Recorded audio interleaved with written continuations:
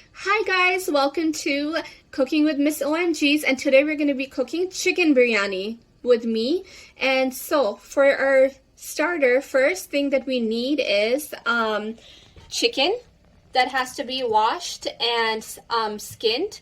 The second thing that we're going to need is half cup yogurt, and within this half cup yogurt we need a tablespoon of ginger, tablespoon of garlic, tablespoon of coriander, tablespoon of red chili powder, tablespoon of turmeric, and a teaspoon of salt.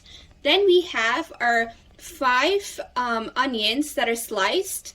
Then we have coriander that is going to be chopped into small. And then we have 3 tomatoes diced.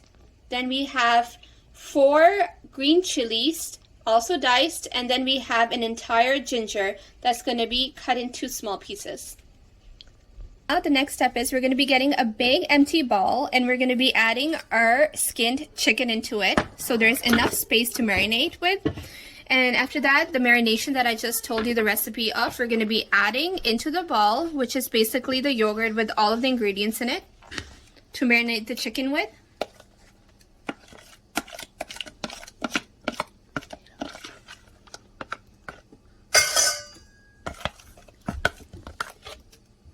And now we're just going to be mixing the marination within the chicken, making sure that every single piece has enough masala in it. And we're going to be letting it stand aside for at least 2 hours so the chicken can absorb most of the ingredients.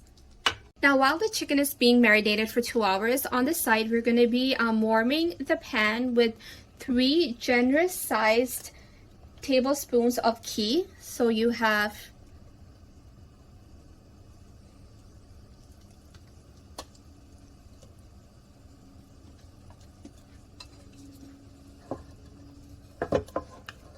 and while the ghee is warming, we are now going to take some onions and we're gonna let them get golden brown and crispy.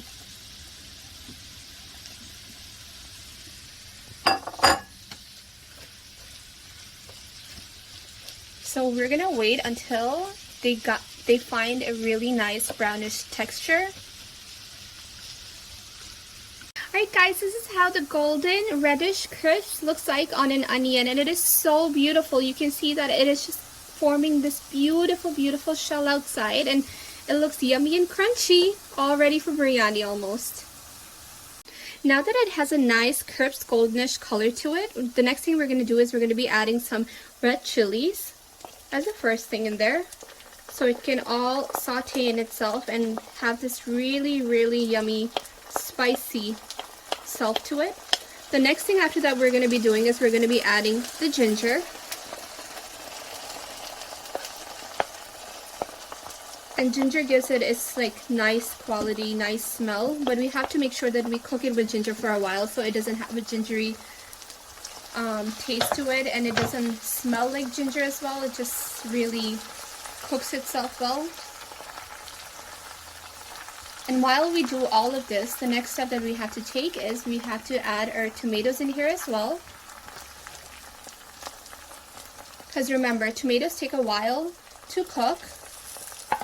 So we have to wait until they're kind of soft and they kind of have a beautiful color to themselves as well. Like you can see right now, they're a bit thick. So they have to just cook in here for a while. I'd say a good 3 minutes would do for a nice masala to be made, because tomato is basically your 70% chunk that you get for the masala. So it's important to have it nice and beautiful, soft, and just cooked in there basically. Alright guys, now that our chicken is going golden brown, we are going to be taking a big large pan, and we're going to be putting our Fulak Extreme Basmati rice, which is honestly the best rice that I've ever used for biryani purposes. So now we're going to be taking a cup, and always remember there is a golden rule that 1 kilogram of chicken requires 5 cups, regular sized cups of rice to cook to be equal for a flavorful biryani.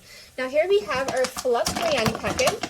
that we're going to be opening up, and we're going to be filling our one bowl. And it's okay if you're a little messy like me and some rice pieces are falling here and there. But you have your 1 cup, you take it, you dump it, and you continue the process on until 5 cups. So here is your 2nd cup. And now we have our 3rd cup.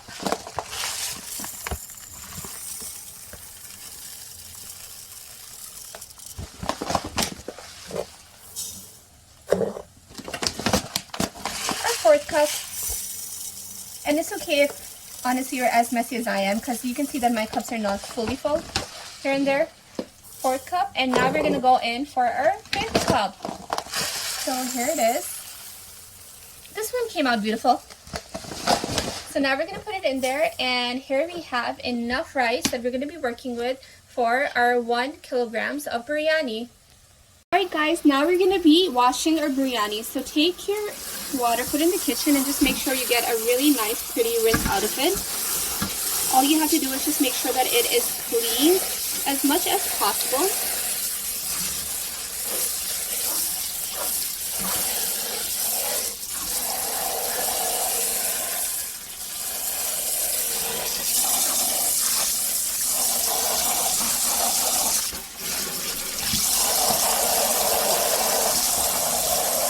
And that seems good.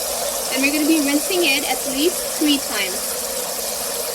Okay guys, now in this pot, what I've done is that it's a rice pot. I've added a lot of water in there just for boiling purposes, and I'm also going to be adding vinegar now. And this vinegar is really important in ensuring that the rice does not stick to each other, so they're nice, fluffy, and just well separated. It's a little trick of mine basically for biryani. And over here in the next pot, I have actually transferred all of the stuff that I had in the other frying pot to this one, because it's a bit deeper, so it's going to be easier for it once it's cooked. And once the tomatoes go soft, we're going to be adding the chicken pieces in there, and it's going to be a better, deeper, more pot for the cooking purposes. Okay guys, now that we can see that the tomatoes are finally softening up and they're leaving their color, it looks beautiful and red. So now we're going to be adding the marinated chicken that we had left aside. And you can tell that the chicken really caught on to the masala, and it's like so nicely thick, and it's so nicely holding on to that chicken. It just looks so beautiful, and the smell is just so delicious. So we're going to be adding all of this chicken right here.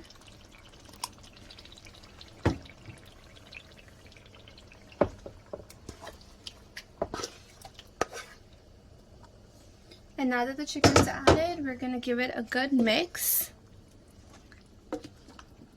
Make sure all of the onions and all of the tomato is nice and mixed all around the chicken itself. And you can see the tomato left a lot of water as well, so it's probably going to be, the oil is going to be a little watery, and it's going to be a lot, it looks like it's a lot. And we're going to leave it on high, and we're going to let it be till 6 minutes. And we're going to keep mixing it. Now that the chicken has been cooking on high, guys, we're going to be adding some coriander into it, just so it can give a really nice aroma and a really nice taste as well. So we're just going to put that in there. And we are now going to be really quick mixing the coriander into the chicken, so it can cook in there as well. And oh my god, I can smell the aroma, and it so far smells really yummy and delicious. Now we're going to keep this going, and we're going to keep cooking this until all of the water is evaporated, basically. So the chicken, you're going to be seeing it in a more dry form and less curry-like form. And also we're going to be keep cooking it, and the only trick to know that the chicken has fully cooked is if the chicken starts wearing off of the bone. So if you see the chicken kind of like leaving the bone, it's a good sign. It's not a bad sign. Alright, let's leave it to cook. Alright guys, now I'm going to be dumping the excess water from the rice. It seems like the rice are almost cooked, and I'm going to let them dry in here as the water, and you can see that evaporation is so high that my camera lens keeps fogging up. But nevertheless, we're going to be letting the rice stay a little so the water can leave and they can dry up. So guys, you can see that the chicken now has the water that has already been evaporated. Most of it is gone, and the chicken is all tight and close together, and it kind of seems as if it's falling apart. So that tells us that the chicken is now ready to be added for the layering of the rice. So over here in the pot, you can see that there's already first layer of rice added. So guys, we're going to be adding the second layer of, which is going to be of the masala and the chicken. So you can see that I'm just going to take it and I'm going to make up kind of an even spread. Even if it's not an even spread, it's perfectly fine. So a lot of people like layering triple, double, so on and so forth layers. For me, I keep it basic so it's easier not only for us when we cook, but it's also a really nice trick where you just put a nice thick layer of rice on the bottom, and then you add a nice generous thick layer in between of the masala, which is going to be basically all of the masala right here. And right after that, we're going to be adding the rice right next to me to end up the top layer with. So that's going to be a nice layering, which is basically just one layer of masala and then covered by, sandwiched by 2 layers of rice back and forth. And yeah, we're going to keep it simple and we're going to let it cook for a good few minutes. I'd say about 30 minutes. Let it steam, and then right after that we're going to be checking into what's going on. Okay guys, now that we have layered the rice, the next step that we're going to be taking is basically adding a little bit of food coloring, which is my topmost ingredient of adding milk to food color, which is yellow. And anybody can have their own type. You see that I've spread it in just a few circles, or at least I attempted circles. It looks like a jalebi, but nevertheless, now we're going to be covering it up and we're going to be steaming it. So to cover it up, I have 2 tin foils placed neatly, and I'm just going to be covering them from the edges. And the main purpose of steaming the rice is because I left the rice semi-cooked. So what happened was that the rice are not fully cooked, they're 2/3 cooked. So to fully cook them, they're going to be steamed. And once they're steamed, the masala is also going to be coming together, blending with the rice. And it's just going to give it not only a good aroma, but a good mix and a good cook as well. So here we go. We're going to be leaving this in here on top of the pan that I have placed right next to me. So the rice is not burned from the back, basically the bottom. And then we're going to be letting it cook for at least about 20 to 30 minutes, letting it steam. I'd say a bit 30-35 minutes is good. And then we're gonna check in.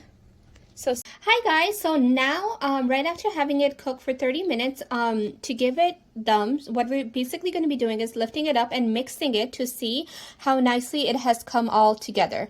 So let's do that. We're going to be removing this as well, and it looks good from the top, and you can see that there's steam coming and gathering. And now let's just mix it and make sure that it's not soggy and it's all well put together. Oh, there's the masala, and you can see there's chicken, and it's, oh, it looks really good. Seems like it came all together and it's all well blended. It looks like it's all good and all put together. So we're just going to be mixing a little more and getting scoops from the bottom.